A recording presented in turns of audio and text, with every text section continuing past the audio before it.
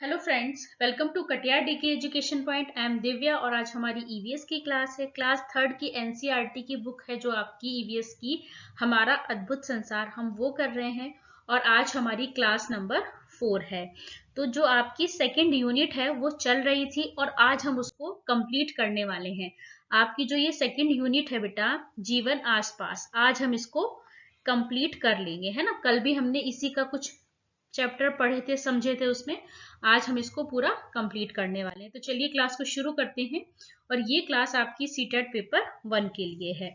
तो इसमें क्या दिया है बेटा कि जो मिट्टी है, तो जो पृथ्वी की सतह की सबसे ऊपरी परत है वो क्या है? मिट्टी है ना।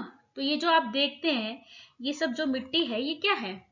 पृथ्वी की सतह की सबसे ऊपरी परत है और यह उन चट्टानों से बनी है जो बहुत धीरे धीरे छोटे छोटे टुकड़ों में टूटती रही, है ना। इसमें पेड़ पौधों की सूखी पत्तियां, जड़ें, तने, मृत जानवर, कीट आदि भी हो सकते हैं। तो अब आप समझ गए कि मिट्टी क्या है। जो पृथ्वी की सतह की सबसे ऊपरी परत क्या है बेटा? मिट्टी है। और यह उन चट्टानों से बनी है जो बहुत धीरे धीरे छोटे छोटे टुकड़ों में टूटती रही हैं। और इसमें क्या होता है? पेड़ पौधों की सूखी पत्तियां, जड़ें, तने और मृत जानवर, कीट आदि भी इसमें हो सकते हैं। आगे बढ़ेंगे हम। मिट्टी अपने भीतर रहने वाले बहुत से जीव जंतुओं के साथ जीती जागती है। जो मिट्टी है वो अपने साथ, अपने भीतर रहने वाले बहुत से जीव जंतुओं के साथ जीती जागती है और इनमें से कुछ को आप अपनी आंखों से देख सकते हैं और कुछ इतने छोटे होते हैं कि आप उन्हें अपनी आंखों से नहीं देख सकते हैं। मिट्टी की ऊपरी परत और घास एवं पत्तियों में आपको कई तरह के कीट घूमते हुए दिख सकते हैं, जैसे चींटियां, दीमक, है ना, कॉकरोच और टिड्डे, है ना। तो जो मिट्टी है बेटा, इसमें क्या बताया है कि मिट्टी अपने भीतर रहने वाले बहुत से जीव जंतुओं के साथ जीती जागती है ना। और इसमें से कुछ को तो हम अपनी आंखों से देख सकते हैं और कुछ इतने छोटे होते हैं बेटा कि वो हम अपनी आंखों से हम उन्हें नहीं देख सकते हैं। मिट्टी की ऊपरी परत में, है ना, मिट्टी की जो ऊपरी परत और घास और पत्तियां जो है, इसमें जो है कई तरीके के कीड़े मकोड़े आपने घूमते हुए देखे होंगे, जैसे चींटी, दीमक, है ना, कॉकरोच, टिड्डा आदि, है ना। चलिए आगे बढ़ेंगे हम। वर्षा के समय जब मिट्टी गीली होती है ना, तब आपको और भी बहुत से कीट देखने को मिलेंगे। कब? जब बारिश होती है और बारिश के समय जब मिट्टी गीली होती है, उस समय आपको और भी कुछ कीट देखने को मिलेंगे, जैसे केचुए। अब आपको पता है केचुआ जो है ना, बारिश में ही देखने को मिलता है।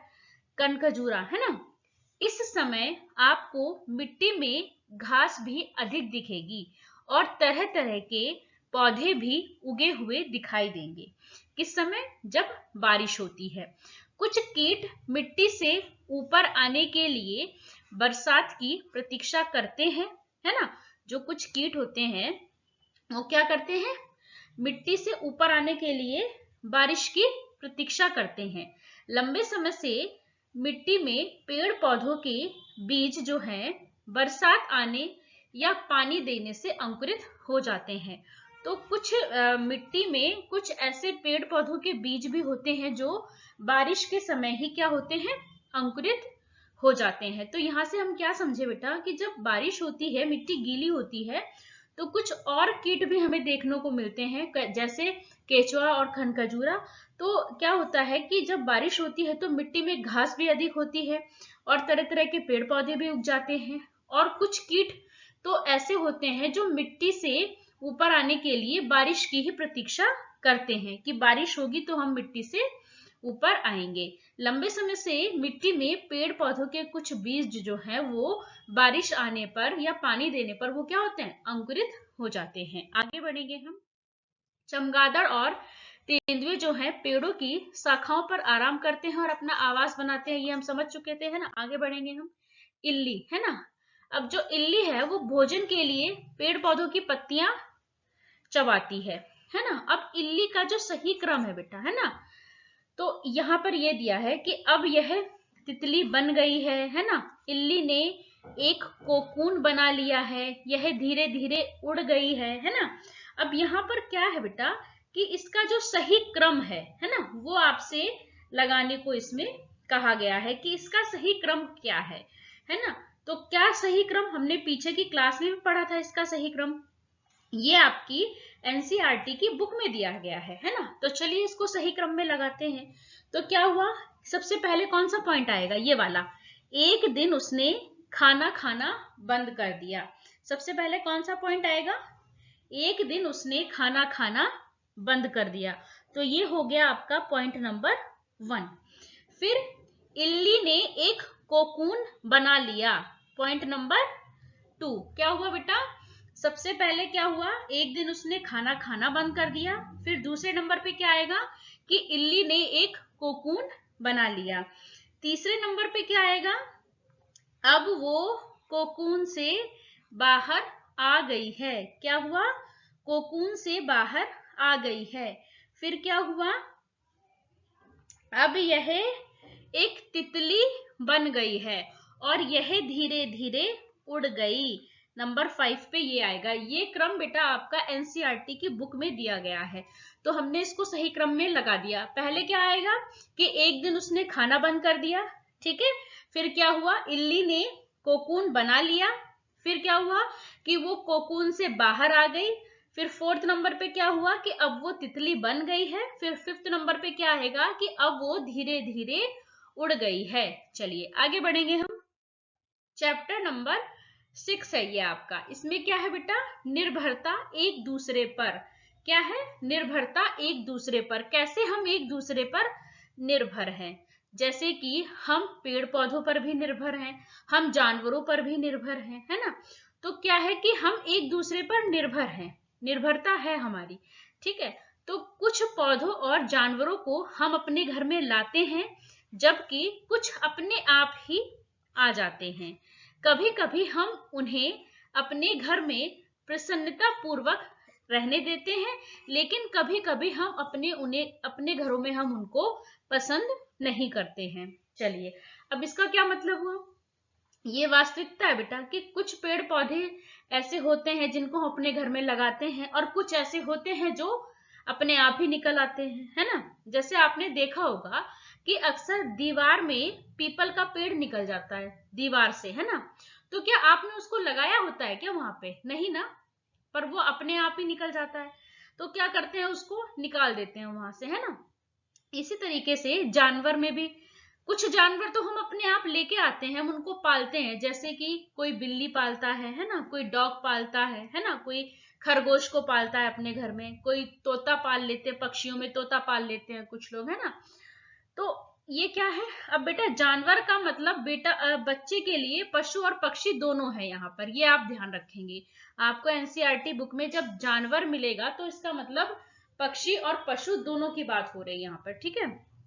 तो कुछ को क्या होता है, हम पालते हैं, लेकिन आपने देखा है कि आपके घर में चूहे, है ना, छिपकली और मच्छर, कॉकरोच, क्या आप इनको भी पालते हैं, नहीं। ये क्या करते हैं, अपनी मर्जी से ही आपके घर में आ जाते हैं। तो यही इसमें कहा गया है कि कुछ पौधे और जानवर तो ऐसे होते हैं कि जिनको हम अपने घर में लाते हैं, है ना, और कुछ ऐसे होते हैं जो अपने आप ही हमारे घरों में आ जाते हैं, जबकि हम उन्हें पसंद भी नहीं करते हैं। चलिए आगे बढ़ेंगे हम। शिक्षक संकेत, बच्चों से इस बात पर जोर दें कि जानवरों से डर लगने या उन्हें पसंद ना करने पर भी हमें उन्हें मारना नहीं है। अब आप बच्चों को ये समझाएं कि अगर कोई जानवर हमें पसंद नहीं है या हमें उससे डर लगता है, तो फिर भी हमें उसे मारना नहीं है। आमतौर पर जानवर हमें तब तक नुकसान नहीं पहुंचाता है जब तक कि वे हमसे खतरा महसूस नहीं करते हैं। चलिए आगे बढ़ेंगे हम। हमें पौधों से केवल फल ही नहीं बल्कि सब्जियां, दवाइयां, वस्त्रों के लिए रेशे, घर बनाने के लिए लकड़ियां, बहुत सी अन्य वस्तुएं जो है हमें पेड़ पौधों से मिलती हैं। तो ये सब कहाँ से मिलता है, हमें पेड़ पौधों से ये सब कुछ हमें मिलता है। चलिए आगे बढ़ेंगे हम। अब यहाँ पर क्या है कि पेड़ पौधों के उपयोग, है ना। तो पेड़ पौधों के उपयोग, अब पेड़ पौधों से तो हमें फल मिलता है, ठीक बात है, फल मिलता है हमें। पेड़ पौधों की छाया में हम आराम भी करते हैं। पेड़ पौधों से हमें लकड़ी मिलती है ना, जिससे फर्नीचर बनाया जाता है। पेड़ पौधों से हमें जो है रेशे मिलते हैं, है ना। अब पेड़ पौधे अगर होंगे तो क्या होगा, ताजी हवा भी मिलेगी हमें पेड़ पौधों से, है ना। पेड़ पौधों पर जो पशु और पक्षी हैं बेटा, उनको आश्रय मिलता है, वो अपना घर बना के रहते हैं। पेड़ पौधों से क्या मिलता है, दवाइयां भी मिलती हैं। तो ये सारी चीजें कहाँ से मिलती हैं, पेड़ पौधों पे, तो हम उनके ऊपर निर्भर हैं। ठीक है, चलिए आगे बढ़ेंगे। इसीलिए इस चैप्टर का नाम क्या है, निर्भरता एक दूसरे पर, है ना, कि सब एक दूसरे पर निर्भर है। हजारों ऐसे पौधे हैं, हजारों ऐसे पेड़ हैं जो अनजाने में ही गिलहरियों के द्वारा लगाए गए हैं। अब आप सोचेंगे कि गिलहरी ने कैसे लगा दिया, तो ऐसे कुछ पेड़ हैं जो अनजाने में गिलहरियों द्वारा लगाए गए हैं। अब कैसे, दरअसल गिलहरियां अपने भोजन के लिए बीज, मेवे आदि जमीन में दबाकर रखती हैं। तो जो गिलहरी होती है वो क्या करती है, जो भोजन के लिए जो वो बीज और मेवे जो वो इकट्ठा करती है, वो जमीन में दबाकर रख देती है और बाद में वे भूल जाती है कि उसने कहाँ दबाया, है ना, कि इन्हें कहाँ छिपा कर रखा था, वो भूल जाती है। इस तरह बहुत से पशु पक्षी और पेड़ पौधों जो हैं वो विभिन्न तरीकों से प्रकृति में सामंजस्य बनाकर रखते हैं। अब देखो, कुछ पेड़ पौधे जो है वो कैसे लगाए गए, गिलहरी के द्वारा। अब अनजाने में सही, उसने तो अपने खाने के लिए बीज और मेवे इकट्ठे किए थे, जमीन में दबा दिए, वो भूल गई, है ना। तो क्या हुआ, बाद में वो बारिश हुई, है ना, तो वो तैयार हो गए। तो क्या होता है कि इस तरीके से इस यहाँ पे आपको समझ में आया कि सब एक दूसरे पर निर्भर हैं, है ना। चलिए आगे बढ़ेंगे हम। हमें एक दूसरे की जरूरत है, ये बात बिल्कुल ठीक है कि हमें एक दूसरे की जरूरत है। जिस तरह से हम पेड़ पौधों और पशु पक्षियों को सुरक्षा, भोजन और रहने के लिए स्थान देते हैं, ये बात बिल्कुल ठीक है। अगर आप गाय भैंस है, आप इनको पालते हो, है ना, बकरी, तो आप इनको रहने के लिए स्थान देते हो। तो जिस तरीके से हम इनके ऊपर निर्भर हैं, ये हमारे ऊपर निर्भर है ना। तो उसमें क्या है बेटा, उसी तरीके से हम उनसे जो है बहुत कुछ लेते हैं। अब हमने अपने घर में पेड़ पौधे लगाए हैं या हमने पशु पक्षियों को अपने घर में रखा है, हमने उन्हें रहने का स्थान दिया है, तो हम उनसे बहुत कुछ लेते हैं। कैसे, जैसे गाय भैंस बकरी से हमें क्या मिलता है, दूध मिलता है ना। हम इन पशु पक्षियों का सम्मान करते हैं, उनके साथ दया, देखभाल और करुणा भरा व्यवहार करते हैं। तो देखा आपने, जिस तरीके से हम उनके ऊपर निर्भर हैं और वो हमारे ऊपर निर्भर हैं। आगे बढ़ेंगे हम। पशु पक्षी और पेड़ पौधे भोजन एवं आवास के लिए एक दूसरे पर निर्भर करते हैं। अब जो पशु पक्षी हैं और जो पेड़ पौधे हैं वो भोजन और आवास के लिए एक दूसरे पर निर्भर करते हैं, है ना। पशु पक्षी जो है बीजों को एक जगह से दूसरी जगह बिखेरने में पेड़ पौधों की सहायता करते हैं। ठीक है, वे अपनी विष्ठा से भूमि को उपजाऊ बनाते हैं। इससे पौधों को दूर दूर तक यहाँ वहां उगने और पनपने में सहायता मिलती है। हम भी भोजन, आवास, वस्त्र साथ पाने के लिए पशु पक्षियों और पौधों पर निर्भर रहते हैं। तो यहाँ पर आपको समझ में आया कि किस तरीके से हम सब एक दूसरे पर निर्भर हैं। आगे बढ़ेंगे हम। शिक्षक संकेत, इसमें क्या है बेटा, छोटे बच्चों को पेड़ों के साथ मित्रता करने के लिए प्रोत्साहित करें। आप बच्चे को प्रोत्साहित करें कि वो क्या करे, पेड़ों के साथ मित्रता करे, है ना।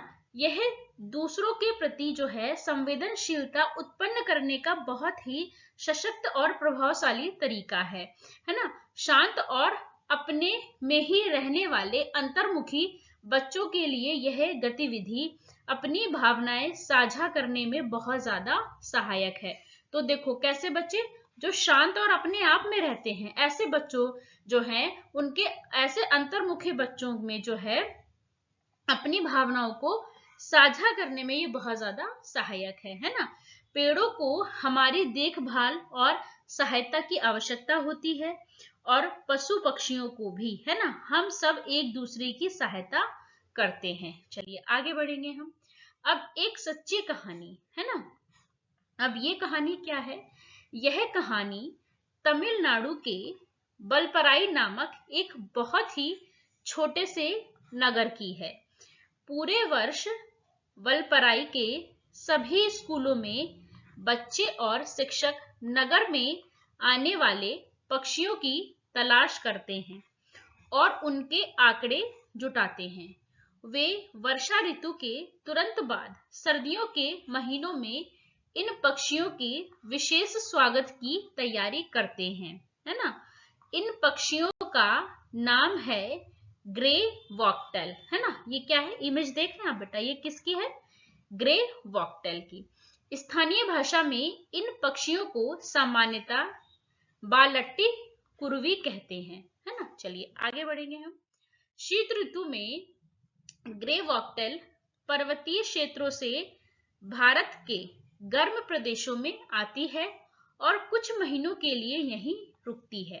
वलपराई में जब पहली ग्रे वॉकटेल पहुंचती है तो बच्चे और शिक्षक इन पक्षियों के स्वागत में बड़े बड़े पोस्टर लगाकर उनके आगमन का उत्सव मनाते हैं और क्या करते हैं, और एक दूसरे को मिठाई बांटते हैं। चलिए यहाँ पर हमारी यूनिट जो सेकंड यूनिट थी वो कंप्लीट होती है और इसमें भी टोटल 3 चैप्टर थे जो हमने आज कंप्लीट किए। आपकी इस यूनिट का नाम क्या है बेटा, जीवन आसपास, है ना। तो कैसे इसमें हमने जो जीवन आसपास उसके बारे में पढ़ा।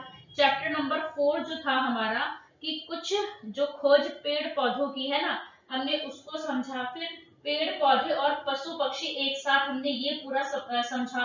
अब निर्भरता एक दूसरे पर कि कैसे हम एक दूसरे के ऊपर निर्भर हैं, हमने ये समझा, है ना। तो यहाँ पर हमारा ये यूनिट आपकी यूनिट सेकंड कंप्लीट होती है। वीडियो अच्छी लगे तो लाइक करें, शेयर करें, चैनल को सब्सक्राइब करें।